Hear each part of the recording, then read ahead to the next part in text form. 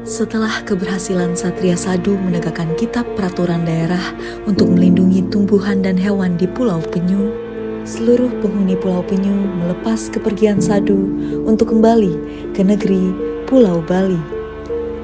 Sadu melesat ke angkasa, dan di perjalanan, pandangan Satria Sadu terhenti di suatu negeri yang diselimuti awan hitam gelap. Nampak juga beberapa raksasa buta kala menari-nari di atas kumparan awan gelap itu. Diam-diam, Satria Sadu menyelinap masuk ke dalam negeri yang gelap diselimuti awan kegelapan. Dan nampak penduduk terkapar dengan tubuh penuh penyakit, hewan ternak mati, dan tanaman palawija kering, tandus seperti kekeringan menahun. Apa yang terjadi dengan negeri ini? Mengapa diselimuti kegelapan, penyakit, dan kekeringan? Aku harus mencari manusia yang masih hidup untuk mencari tahu apa yang terjadi. Setelah Sadu diam-diam berkeliling ke dalam hutan, tiba-tiba nampak sekelompok orang sedang bersembunyi di dalam goa. Dan Sadu pun masuk ke dalam goa sehingga mengagetkan kelompok manusia tersebut.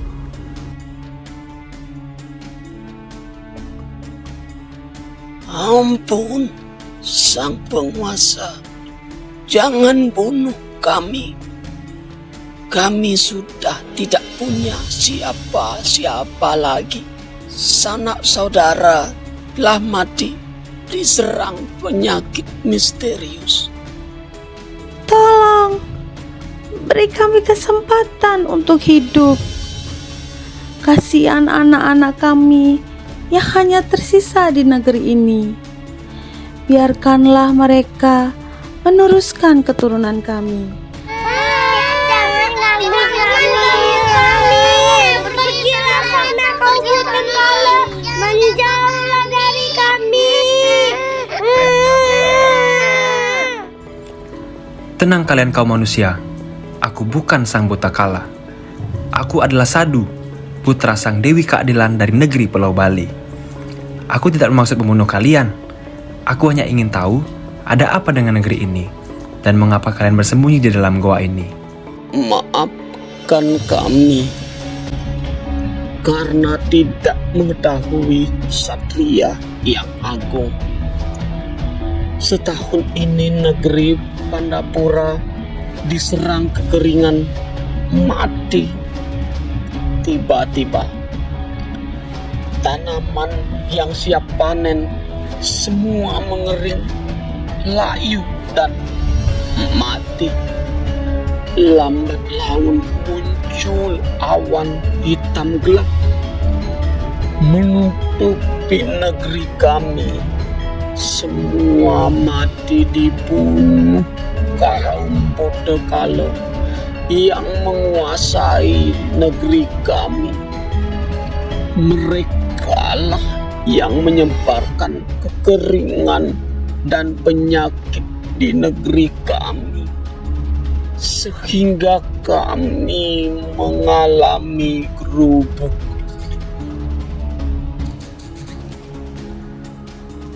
Selamatkanlah kami, Satria Sadu. Hanya kami yang tersisa bersama kelompok-kelompok manusia yang bersembunyi di goa-goa di dalam hutan. Mengapa tiba-tiba ada buta kala menyerbu negeri kalian?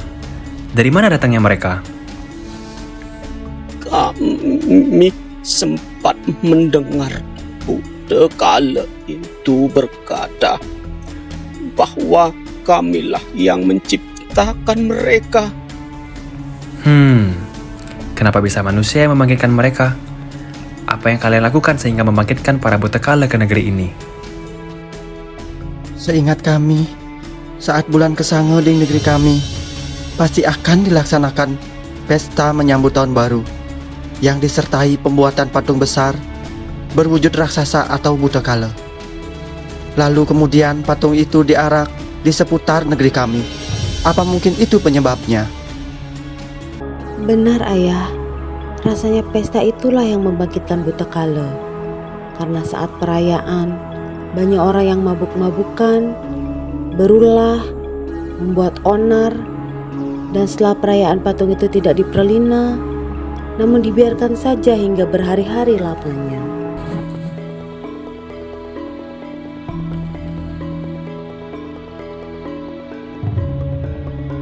Selanjutnya, Sadu menuju puncak gunung untuk bersemedi, memohon petunjuk Betara Agung.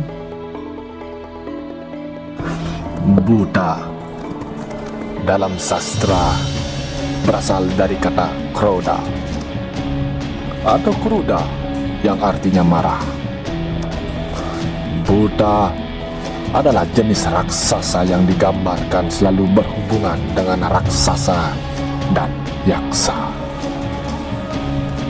Raksasa adalah sejenis Buddha pula, tetapi sifatnya tidak sama dengan Buddha. Kata raksasa berasal dari kata raksa yang artinya melindungi.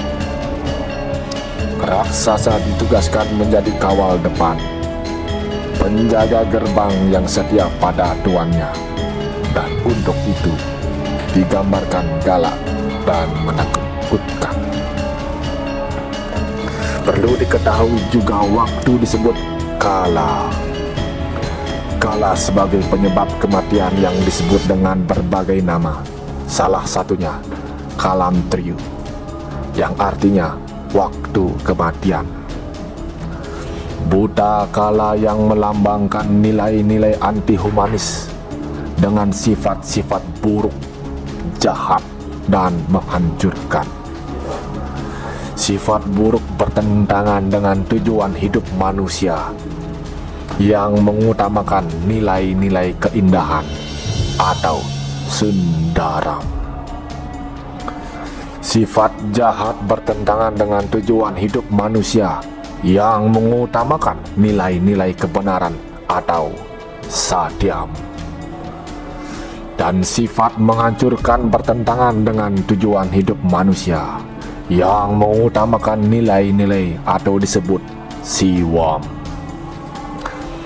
Dengan menjaga keseimbangan dan menegakkan ajaran dharma, serta mengutamakan nilai-nilai positif, meminimalisir nilai-nilai negatif, guna kehidupan yang damai, harmonis, dan sejahtera, sesuai dengan tujuan agama Hindu, Moksatam Yaca Iti Dharma.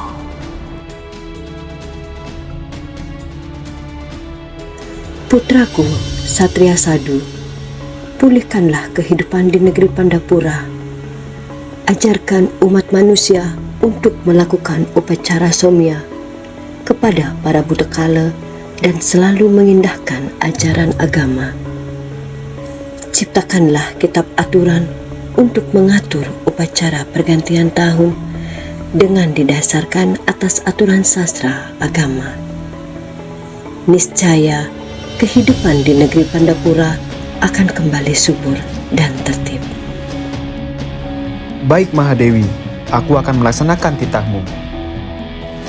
Wahai Sang Buta, siapakah kalian sehingga hamba Satria Sadu tidak salah memanggil kalian?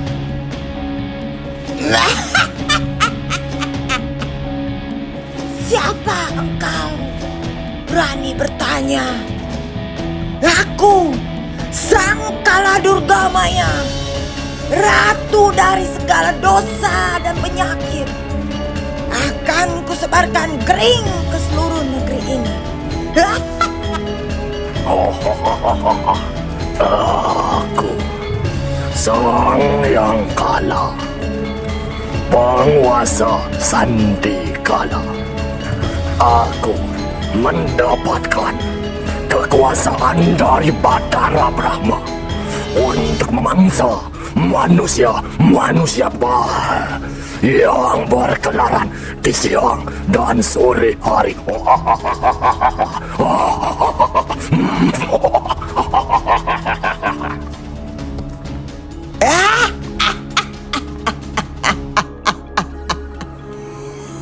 Engkau hanya segelintir debu dibandingkan dengan kesaktian kami.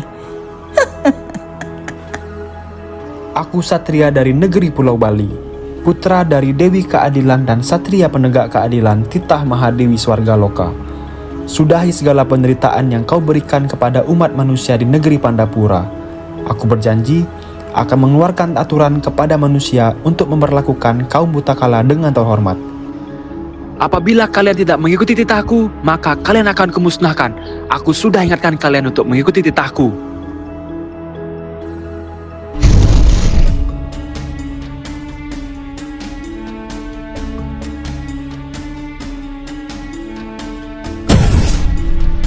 Cia! Rasakan api pedang Jediha. Ha!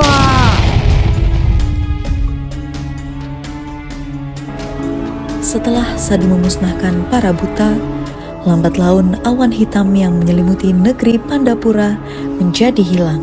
Wahai manusia di negeri Pandapura, aku telah musnahkan kaum buta, dan berjanjilah untuk hidup sesuai dengan ajaran agama dan mentaati aturan untuk terciptanya keharmonisan alam semesta.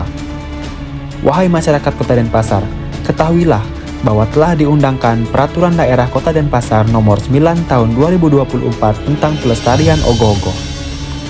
Peraturan Daerah Kota Denpasar Nomor 9 Tahun 2024 tentang pelestarian ogoh-ogoh meliputi ruang lingkup 1. Kewenangan pemerintah daerah 2. Pelestarian ogoh-ogoh 3. Penertiban 4. Partisipasi masyarakat 3. Pembinaan dan pengawasan 6. Pelaporan 7. Penghargaan dan 8. Pendanaan. Parade ogoh-ogoh di kawasan Caturmuka 1. Ogoh-ogoh dalam rangka pengerupukan dapat dilaksanakan di kawasan Caturmuka atas persetujuan wali kota.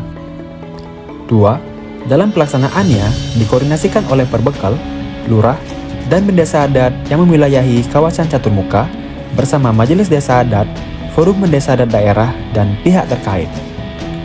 3.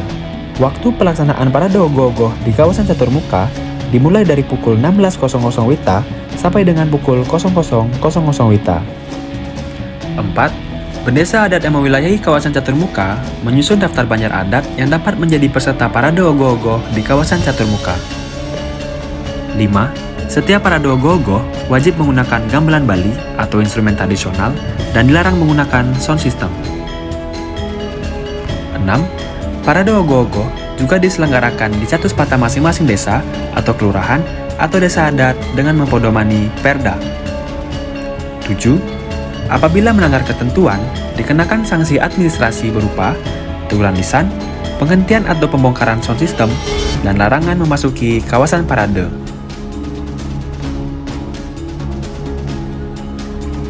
Taati peraturannya agar tidak tersesat seperti penghuni negeri Pandapura.